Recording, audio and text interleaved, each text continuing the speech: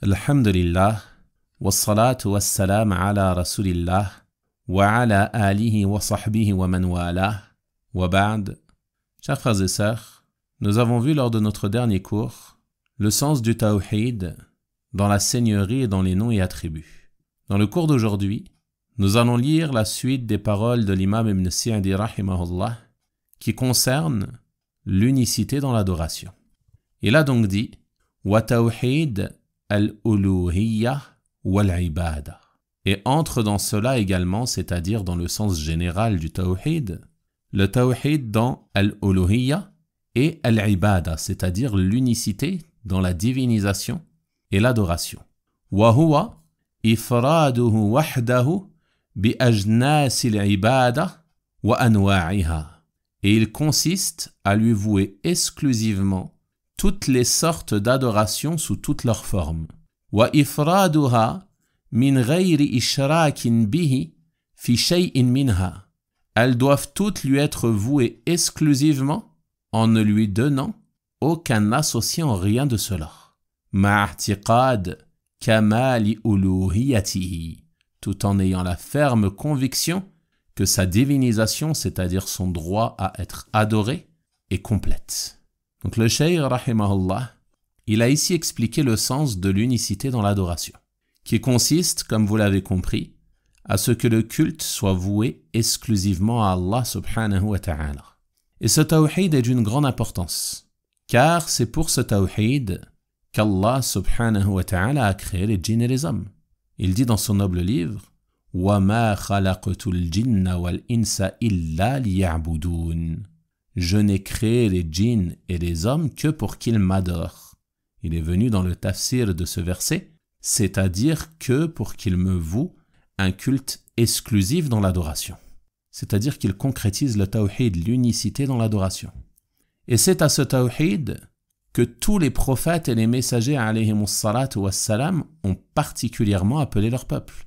وَلَقَدْ بَعَثْنَا فِي كُلِّ أُمَّةٍ رَسُولًا أَنْ يَعْبُدُوا اللَّهَ وَاجْتَنِبُوا الطَّاغُوتَ.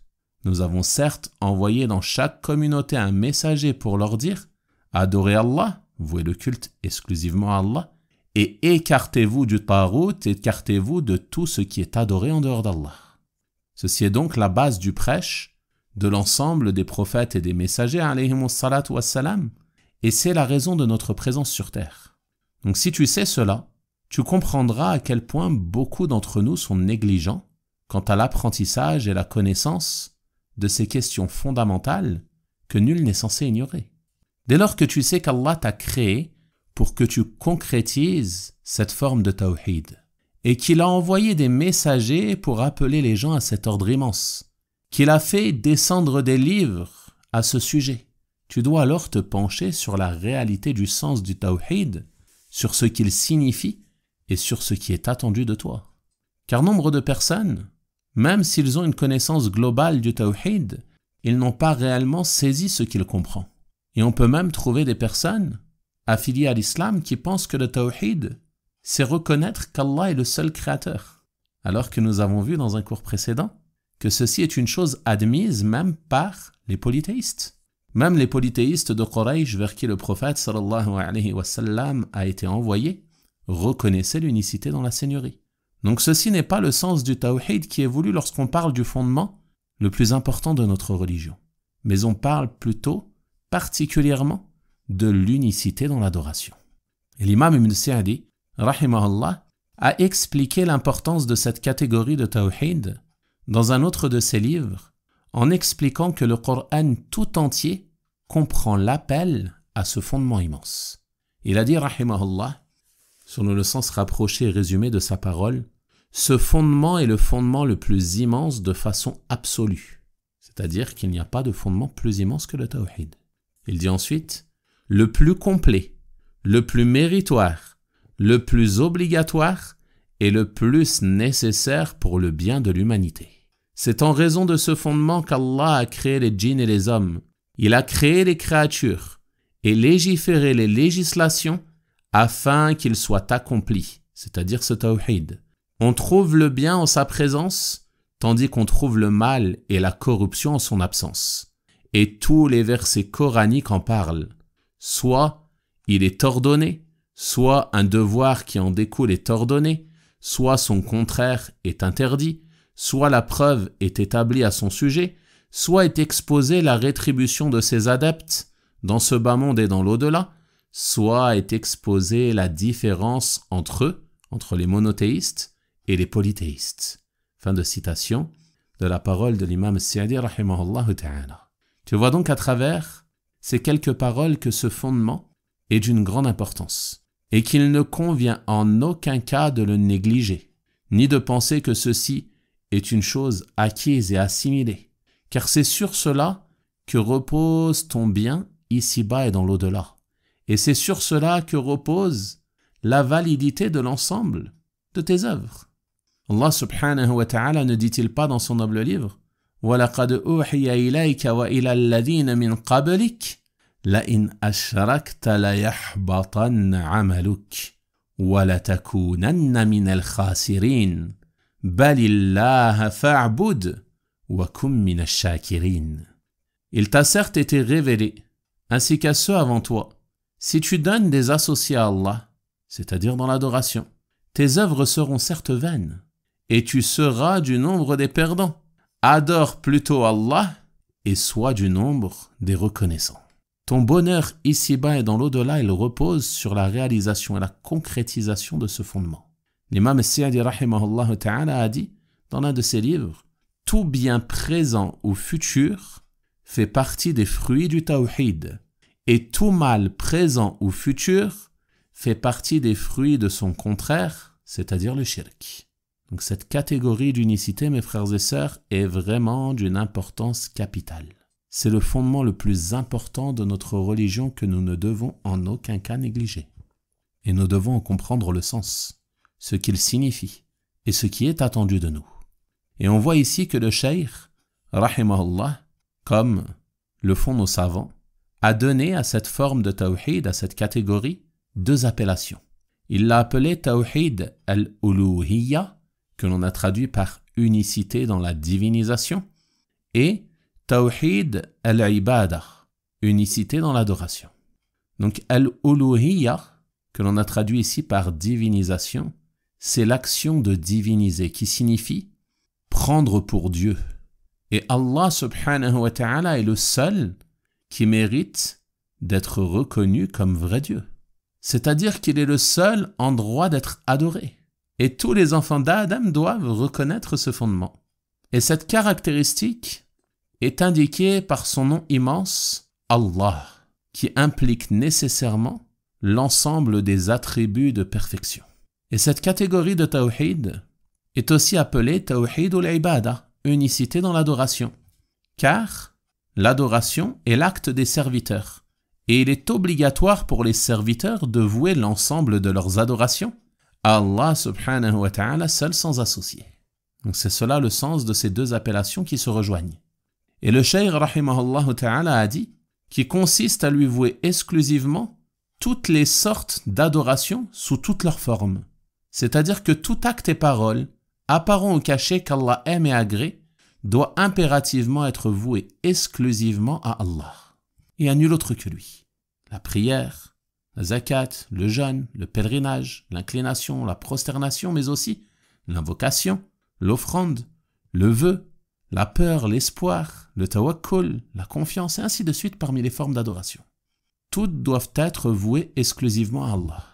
Et il dit ici toutes les sortes d'adoration sous toutes leurs formes, afin d'englober tout cela. Par exemple, l'invocation, c'est une sorte d'adoration, et elle doit être vouée à Allah sous toutes ses formes, c'est-à-dire quelle que soit la chose que tu demandes. Entre dans cela l'isti'ana, la demande d'aide, qui est une forme d'invocation. Al-isti'adha, la demande de refuge, de protection, qui est une forme d'invocation. Al-istiratha, la demande de secours, qui est une forme d'invocation également. Donc toutes les adorations, toutes les sortes d'adorations sous toutes leurs formes doivent être vouées exclusivement à Allah subhanahu wa ta'ala. Et comment réaliser réellement cette catégorie de tawhid?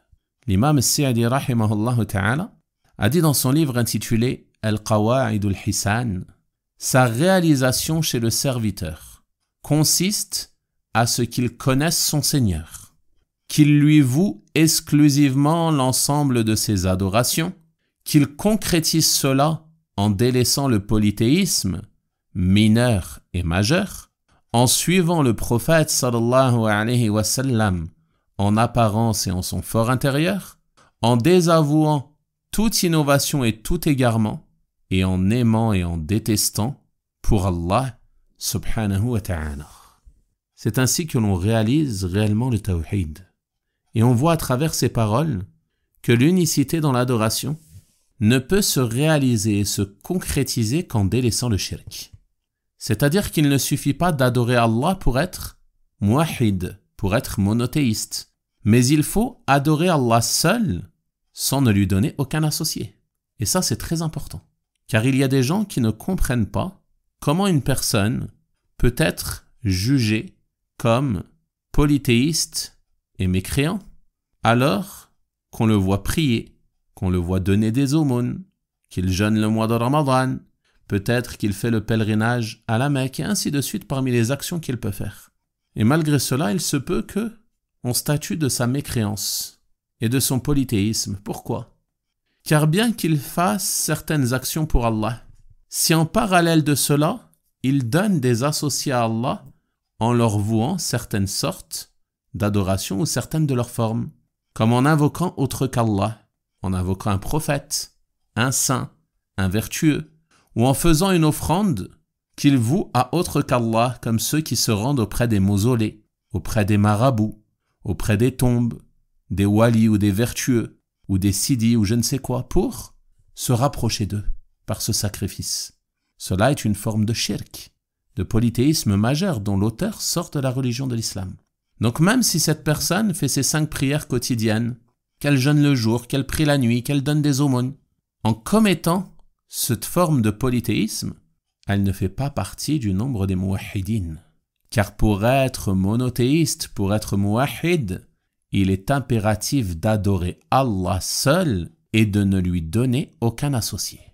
C'est pour cela que l'auteur rahimahullah ta'ala nous dit ici, ceci lui est voué exclusivement en ne lui donnant aucun associé en rien de cela, tout en ayant la ferme conviction que sa divinisation, son droit à être adoré est complète. Donc celui qui donne un associé à Allah, en lui vouant une forme quelconque d'adoration, n'a pas réalisé le tawhid. Car l'unicité de tawhid est l'opposé du polythéisme, le shirk. Et toutes tes adorations doivent être vouées exclusivement à Allah. Pas seulement la prière, l'inclination et la prosternation, mais aussi l'invocation, le vœu, l'offrande, la peur, l'espoir, le recueillement, le khushu', et ainsi de suite parmi les différentes formes d'adoration. Et ceci est la chose la plus importante qu'Allah a ordonnée, lui vouer exclusivement l'adoration.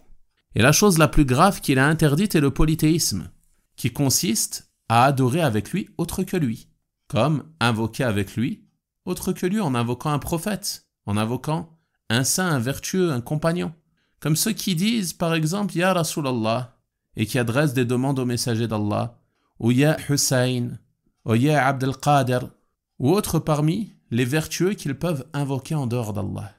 Ceci relève du polythéisme majeur, dont l'auteur sort de la religion de l'islam. De la même manière, celui qui se rend auprès d'une tombe, d'un marabout, d'un mausolée, pour faire un sacrifice, ou faire un vœu qu'il voue à l'habitant de cette tombe ou de ce mausolée. Celui-ci commet du polythéisme majeur, par lequel il sort de la religion de l'islam. Il a commis du shirk. Et Allah subhanahu wa ta'ala dit au sujet du shirk, « Innahu man yushrik billah, faqad harram Allahu alayhi al-jannah, wa ma'wahu an-nar, wa ma lidh-dhalimina min ansar. » Certes, quiconque donne des associés à Allah, quel qu'il soit, le paradis lui est interdit. Il n'aura pas le droit d'y entrer. Son refuge, sa destination sera le feu, et les injustes n'auront aucun secoureur. Donc le shirk est le plus grave des péchés, et il incombe aux croyants d'apprendre en quoi il consiste afin de pouvoir le délaisser et s'en écarter. Et tu dois également t'écarter du polythéisme mineur, qui est moindre que le polythéisme majeur car son auteur ne sort pas de la religion de l'islam. Mais cela reste un péché gravissime, à l'exemple de l'ostentation. Le fait de rechercher à travers un acte que tu es censé vouer à Allah les compliments des gens et leurs éloges. Et ceci est une chose très subtile car c'est une chose cachée au fin fond du cœur. C'est pour cela que le prophète sallallahu alayhi wa sallam a dit dans le hadith « Le polythéisme est plus caché que la fourmi noire sur une pierre noire dans l'obscurité de la nuit. » Et il a dit « La chose que je crains le plus pour vous est le polythéisme mineur. » Il fut interrogé à son sujet et il répondit « C'est l'ostentation. » Donc le musulman doit prendre garde à cela au risque de perdre la récompense de certaines de ses œuvres. Et tous tes actes, toutes tes actions, tes prières, tes invocations, ta lecture du Coran, ta bonté envers les gens, envers tes parents, envers ta famille, envers ton voisinage, tout ceci doit être voué exclusivement à Allah subhanahu wa ta'ala. Et c'est cela qu'il faut retenir ici de ce fondement immense, que l'adoration est un droit exclusif d'Allah et qu'elle ne doit être vouée à nul autre que lui. Et ceci, comme on l'a vu dans d'autres cours, est en réalité le sens même de la ilaha illallah. Cette attestation qui est la première partie de la double attestation qui représente le premier pilier de l'islam.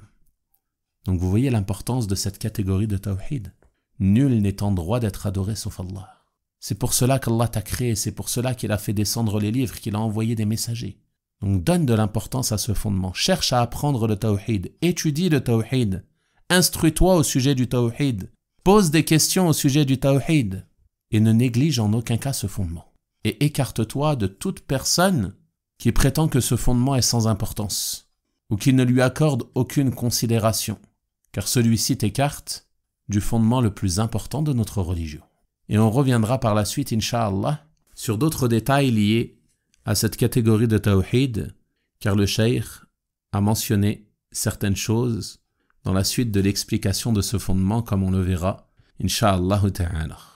Donc après avoir expliqué le sens du tawhid et de ces trois catégories, le cheikh, rahimahullah, commence à détailler certains points liés à chacune des catégories de tawhid. Et il a commencé par mentionner ici un point fondamental de la foi et de la croyance islamique qui fait partie de la foi en la Seigneurie d'Allah. Il a dit, rahimahullah, فَدَخَلَ فِي تَوْحِيدِ الرُّبُوبِيَّةِ إِثْبَاتُ الْقَضَاءِ وَالْقَدَرِ. Il fait partie de l'unicité dans la Seigneurie, d'affirmer, de reconnaître le décret et le destin. وَأَنَّهُ مَا شَاءَ اللَّهُ كَانَ وَمَا لَمْ يَشَأْ لَمْ يَكُنْ. Et que ce qu'Allah veut se produit et ce qu'il ne veut pas ne se produit pas. وَأَنَّهُ عَلَى كُلِّ شَيْءٍ قَدِيرٌ. Et qu'il est capable de toutes choses. وَأَنَّهُ الْغَنِيُّ الْحَمِيدُ. Qu'il est le riche, le digne de louange. وَمَا سِوَاهُ فَقِيرٌ إِلَيْهِ مِنْ كُلِّ وَجْهٍ. Et tout ce qui est en dehors de lui a besoin de lui sous tout point de vue. Donc le cheikh rahimahullah ta'ala évoque ici la question du destin. Et le destin désigne ce qu'Allah a décrété pour les créatures en fonction de ce qu'il savait antérieurement et de ce que sa sagesse exigeait. Croire au destin est une obligation et la foi n'est pas acceptée sans cela, car c'est le 6e pilier de la foi. Et le mot al-qadar, il vient du verbe qadara en arabe, qui désigne le fait de prédéterminer. Et il est employé pour désigner le fait qu'Allah prédestine les choses avant qu'elles ne se produisent.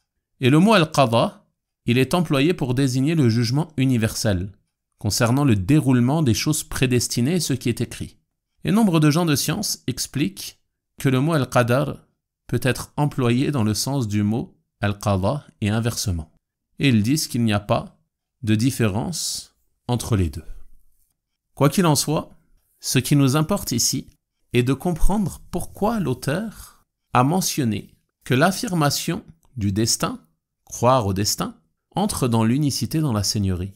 On a vu dans un cours précédent en quoi consiste l'unicité dans la Seigneurie, que cela revient à reconnaître qu'Allah est le seul créateur, le seul possesseur, le seul à pourvoir de subsistance et le seul à administrer toutes choses dans cet univers. Donc cela signifie que ses serviteurs sont tous sous sa souveraineté et qu'il décide ce qu'il veut sur eux et que ses décrets et ses décisions ont lieu selon son savoir et sa sagesse subhanahu wa ta'ala. Et celui qui reconnaît cela, alors il reconnaît le décret et le destin. Ce qu'Allah veut se produit et ce qu'il ne veut pas ne se produit pas. Car nous sommes tous sous sa souveraineté. Nous sommes dans son royaume. Et il décide ce qu'il veut subhanahu wa ta'ala. selon son savoir et sa sagesse. Et on verra les détails et les différents degrés de la foi au destin lors d'un prochain cours, Inch'Allah, car l'auteur, rahimahullah, va également y revenir. Mais ici, il a voulu nous montrer que ceci fait partie de la foi en la Seigneurie d'Allah, subhanahu wa ta'ala, car décréter fait partie des actes d'Allah. Et on a vu que le tawhid dans la Seigneurie, c'est unifier Allah dans ses actes. Donc il est le seul à prédestiner, à décréter, subhanahu wa ta'ala, et en ayant foi en cela, tu as foi au destin. Et ici, on va se contenter de mentionner un point très important, qui concerne la parole de l'auteur, rahimahullah, ce qu'Allah veut se produit et ce qu'il ne veut pas ne se produit pas. En tant que croyant, tu dois avoir la ferme conviction de cela. Tout ce qui se produit ne se produit que par la volonté d'Allah. Et si tu as foi en cela, alors il ne t'est pas permis de t'opposer ou de t'indigner du décret d'Allah, subhanahu wa ta'ala. Et ceci comprend toute chose, qu'elle soit bonne ou mauvaise, agréable ou nuisible. Et ceci englobe même les actes des serviteurs.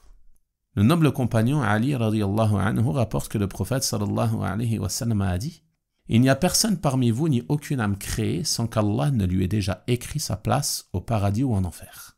Et s'il sera heureux ou malheureux. » Un homme dit alors « Ô messager d'Allah, ne devrions-nous pas attendre ce qui est écrit et délaisser les œuvres ?»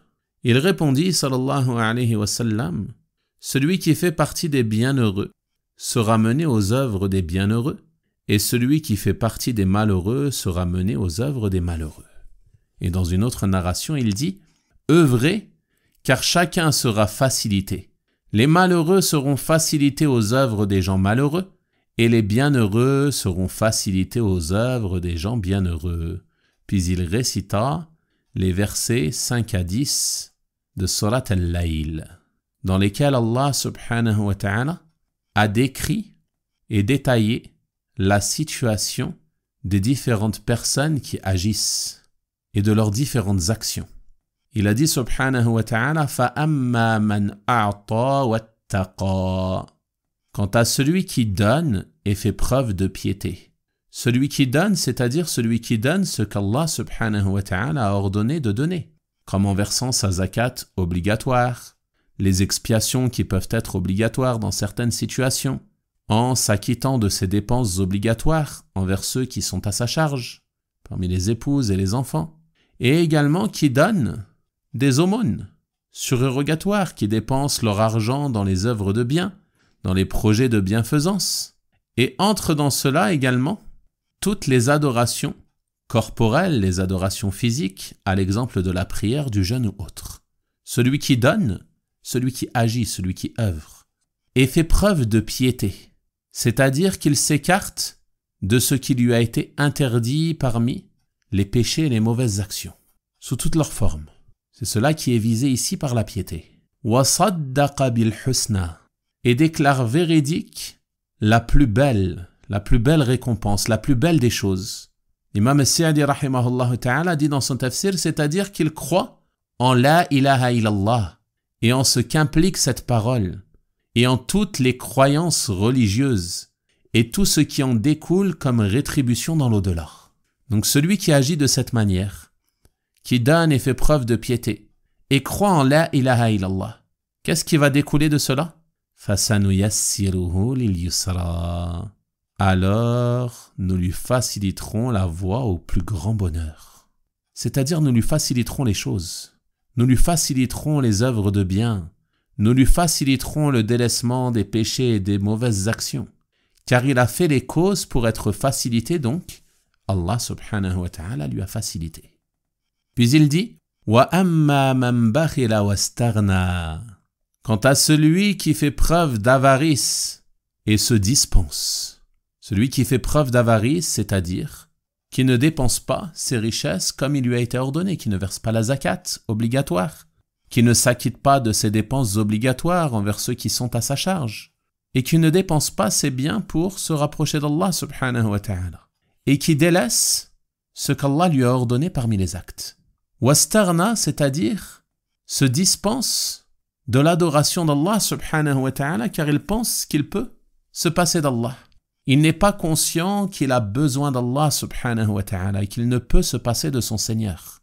et qu'il ne peut pas y avoir de salut, ni de réussite, ni de succès, si ce n'est en se soumettant à Allah subhanahu wa ta'ala par l'accomplissement de ses ordres et le délaissement de ses interdits. Donc il dit concernant cette deuxième catégorie de personnes, وَكَذَّبَ بِالْحُسْنَى et traite de mensonge la plus belle récompense. Traite de mensonge la ilaha illallah, traite de mensonge les croyances islamiques, traite de mensonge ce qu'Allah subhanahu wa ta'ala a prescrit pour ses serviteurs, traite de mensonge tout ce qu'Allah subhanahu wa ta'ala a ordonné aux serviteurs de croire. Quelle sera la conséquence de ces actes? فَسَنُيَسِّرُهُ لِلْعُسْرَى alors nous lui faciliterons la voie à la plus grande difficulté. Les choses seront pour lui difficiles, c'est-à-dire les bonnes actions, les œuvres de bien, tandis que le mal lui sera facilité. Il aura un attrait, un penchant pour les péchés et les mauvaises actions. On demande à Allah subhanahu wa ta'ala de nous en préserver. Donc on voit à travers cela que la personne ne doit pas se reposer sur le destin et délaisser les œuvres, non. Plus tu vas œuvrer, plus Allah subhanahu wa ta'ala va te faciliter. Donc tu dois faire des efforts dans l'adoration d'Allah subhanahu wa ta'ala, dans l'accomplissement de ses ordres et le délaissement de ses interdits. Et tu dois te rappeler que tu as besoin de lui et que tu ne peux te passer de ton Seigneur. Et c'est pour cela que tu implores son aide afin qu'il t'aide à l'adorer. Iyyaka na'bud wa iyyaka nasta'in. C'est toi seul que nous adorons et c'est de toi seul dont nous implorons l'aide. Médite sur ce bénéfice immense. Tu ne peux réellement concrétiser l'adoration d'Allah subhanahu wa ta'ala sans son aide. Tu as sans cesse besoin de lui à chaque instant. Tu as besoin qu'il te facilite et qu'il t'accorde la réussite et le succès, qu'il te permette d'accomplir ses œuvres de bien. Et entre dans cela la récitation de son noble livre, l'accomplissement de la prière, l'acquittement de la zakat, le jeûne et ainsi de suite. En tout cela, tu as besoin de l'aide d'Allah subhanahu wa ta'ala. C'est pour cela que le cheikh dit ici, et avoir foi qu'il est capable de toutes choses. Allah subhanahu wa ta'ala est capable de tout. Qu'il est le riche, Al-Ghani, qui est un des noms d'Allah subhanahu wa ta'ala, il se passe de ses créatures. Il est Al-Hamid, le digne de louange, en raison de tous ses attributs de perfection. Et tout ce qui est en dehors de lui a besoin de lui, sous tout point de vue. Sous tout point de vue, tu as besoin d'Allah. Tu ne peux en aucun cas te passer de lui, subhanahu wa ta'ala. Pour l'adorer, tu as besoin de lui. Pour concrétiser tes objectifs mondains, tu as besoin de lui. Et lui se passe de l'ensemble de l'univers, car il est Al-Ghani. Lorsque tu l'adores, c'est dans ton intérêt. Ton adoration n'augmente pas sa richesse et son royaume. Et la mécréance de celui qui mécroit ne diminue en rien de sa royauté. Mais celui qui emprunte le droit chemin, c'est en son intérêt. Et celui qui se détourne, il ne se cause du tort qu'à lui-même. Man yahtada fa innama yahtadi li nafsi wa man dhalla fa innama yadhillu alayha. Celui qui emprunte le droit chemin, il le fait pour lui-même. Et celui qui s'égare, il ne s'égare qu'à son encontre. Ce n'est que contre lui-même. Car Allah subhanahu wa ta'ala est Al-Ghani, il se passe de ses créatures et c'est nous qui avons besoin de lui, subhanahu wa ta'ala. On va donc s'arrêter là pour aujourd'hui. Et nous verrons dans le cours prochain, Inch'Allah ta'ala, un passage d'une grande importance que l'auteur, rahimahullah ta'ala, a traité et qui concerne ce qui entre dans la foi aux noms et aux attributs d'Allah subhanahu wa ta'ala. Et comment concrétiser la croyance authentique au sujet de ce fondement immense. Et on verra cela dans le cours de demain, Inch'Allah ta'ala. Wa sallallahu wa sallama wa baraka ala nabiyyina Muhammad وعلى آله وصحابته أجمعين والحمد لله رب العالمين وبارك الله فيكم.